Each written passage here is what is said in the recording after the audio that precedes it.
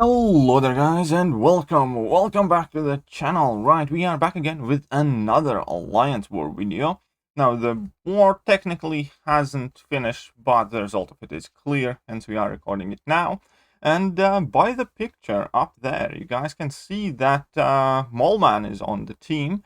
And the reason for that is the MODOK boss action that I am going to have.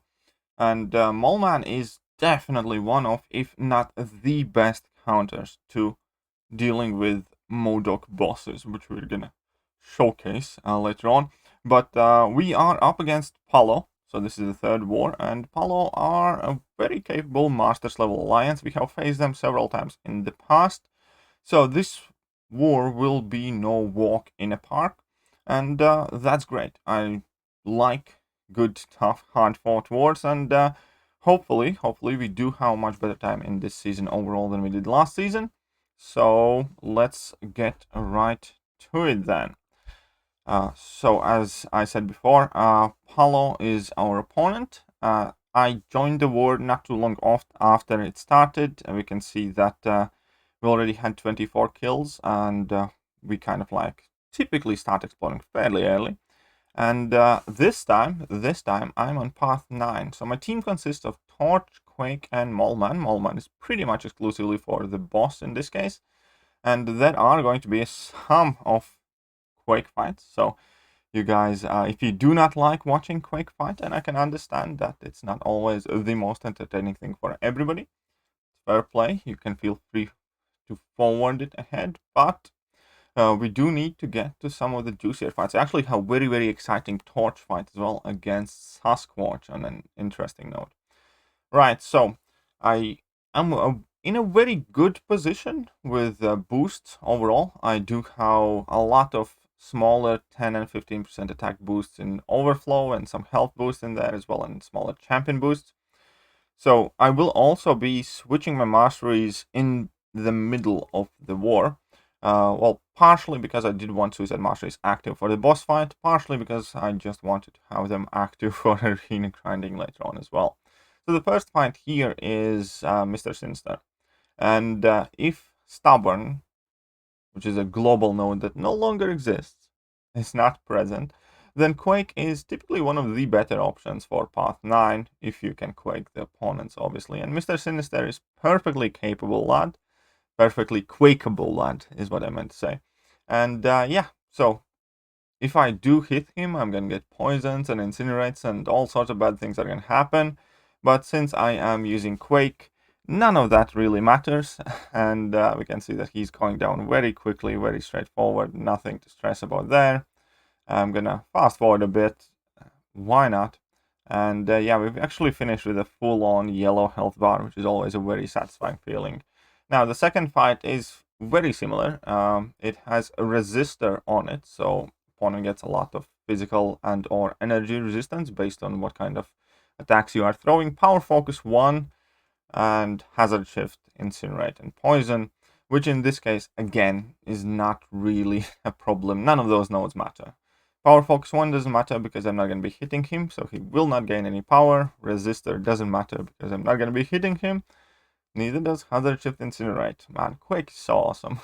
And yeah, so slowly but surely. And this guy is actually going down quite significantly faster than Mr. Sinister is. So that makes me think that Mr. Sinister has higher physical resistance, or maybe the person who placed Mr. Sinister had maxed out physical resistance mastery. But either way, we can see that Magneto is going down fairly quickly.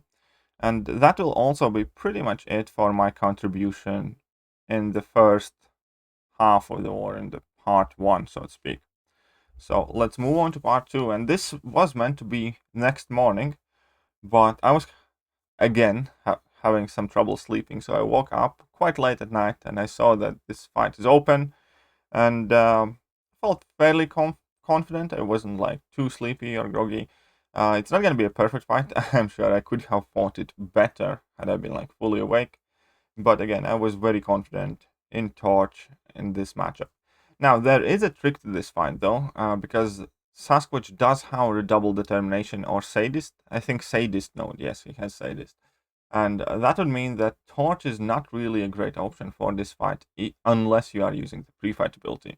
because he would get a ton of extra attack for each debuff on him, and we can see that he would be having a lot of debuffs on him at all times. Therefore, pre-fight ability was very, very important for this fight.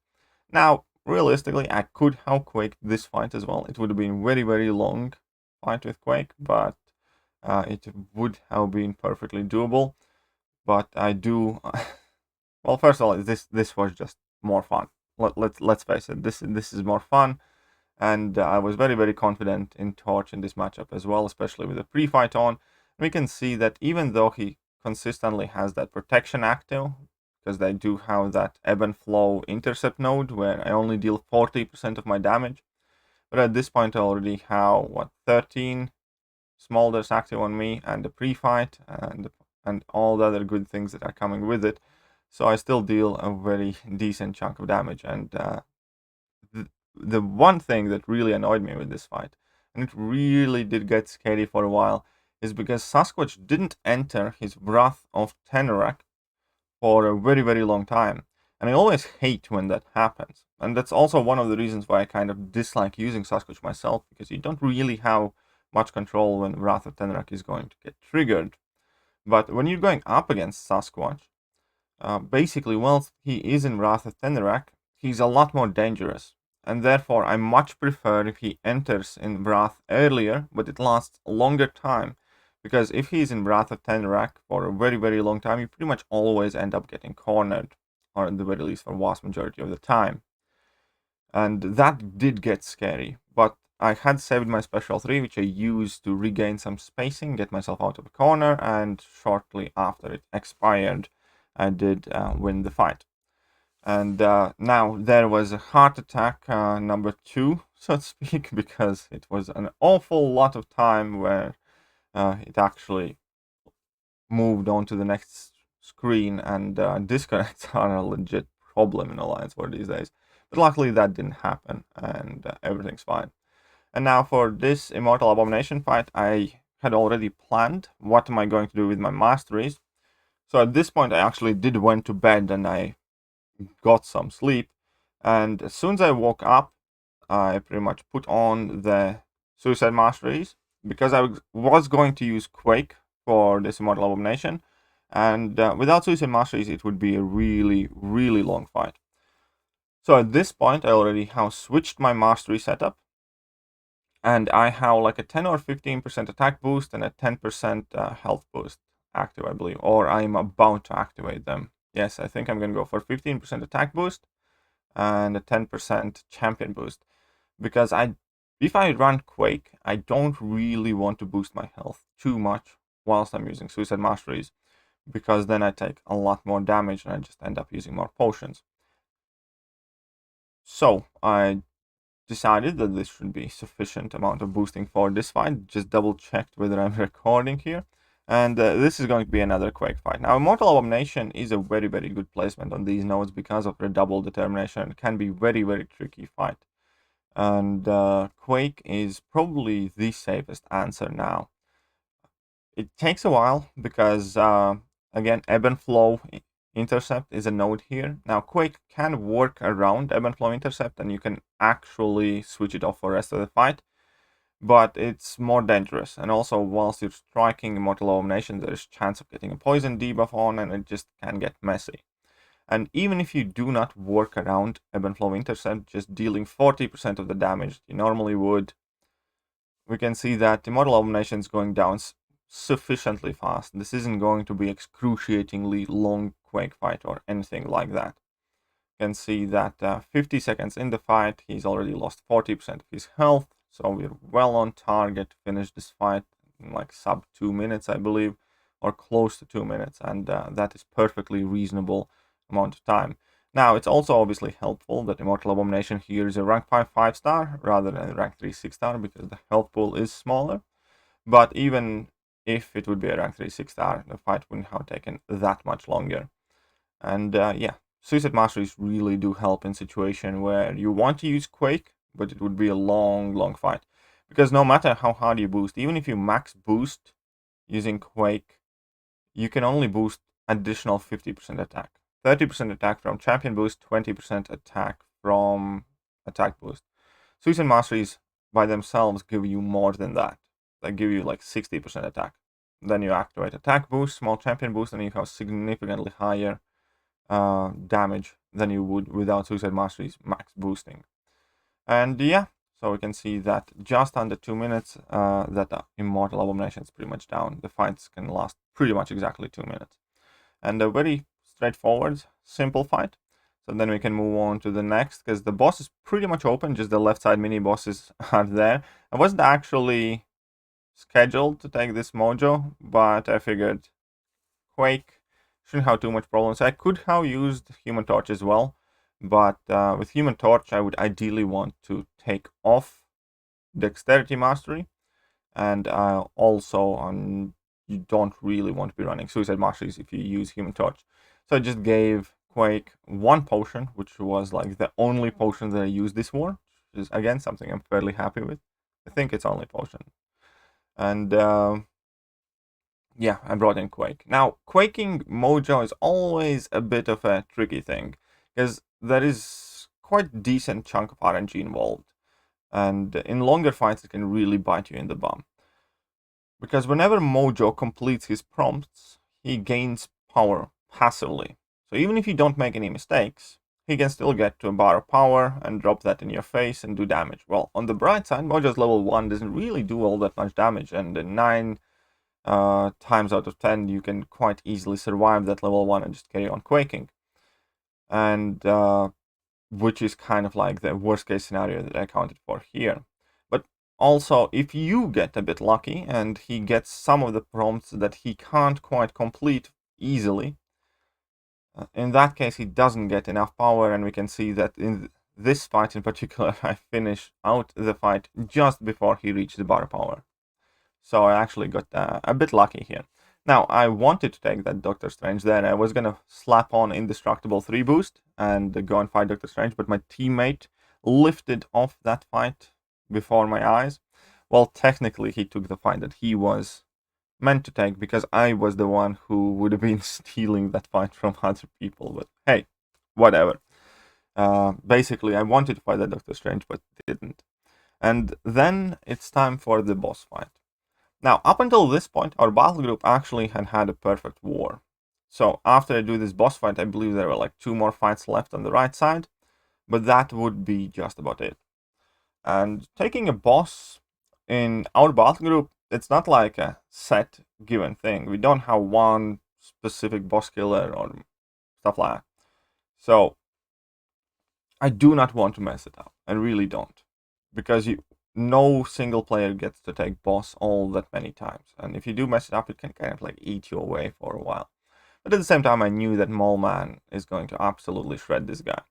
I do have a couple of Power Start 1 boosts that are in the overflow. So I just slapped that one on, and I had activated also like some skill boosts and put on bigger champion boost and a health boost, just because it's a boss fight again.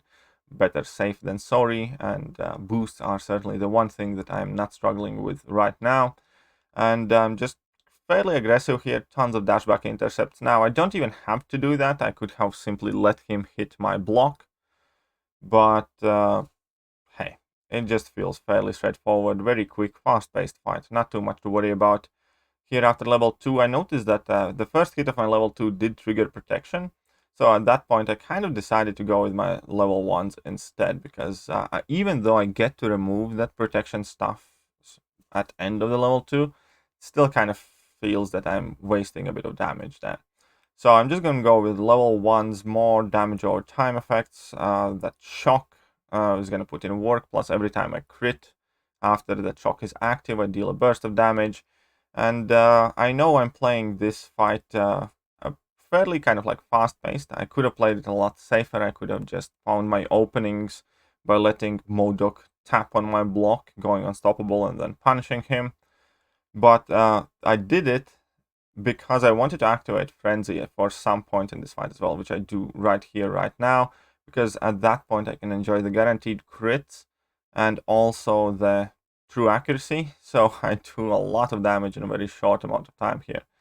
And here I did use the hit and block unstoppable, but you can see that MODOK is at like 7% in under 2 minutes. He goes down in less than 2 minutes. So Mallman absolutely destroyed this boss. 1 minute 50 seconds, 100 hits, and the big bad MODOK goes down. Not a single auto block got triggered. And yeah, I was very happy with this boss fight. It went very well, and I definitely enjoyed it as well. It wasn't quote-unquote the safest playstyle here, but I just felt confident, comfortable in this fight. And I knew that even if I do make a mistake, he wouldn't one-shot me like with a single combo. And right, so that also means that we as a battle group did finish the entire war without giving away a single death, which is awesome, which is a very good thing when it happens. Because a lot of things can happen, and very often we finish the war with like 1 death and stuff like that. And actually, to get a completely clean sweep, it's not overly frequent occurrence. We do it every season, pretty much, but not like every other war. It happens several times in the season, but it makes everybody feel better. And as an alliance, we actually almost went for a clean sweep war. Had 1 death. 1 death. There's always someone that ruins it. But yeah, either way, we did finish the war fairly comfortably. We did take the lead relatively early on, so that also kind of helps mentally just to be more relaxed whilst you go in the fight. And yeah, so that is the 3rd war of the season 25. So far we are 3-0, perfect record. And hopefully we can maintain that, and hopefully we can play somewhere in top 3, ideally grab the 1st place this season. But we'll see what happens with that. And yeah, I hope you guys enjoyed today's video, and if you did, hit that like button, hit that sub button, hit all the buttons, and I'm going to catch you guys soon. See ya!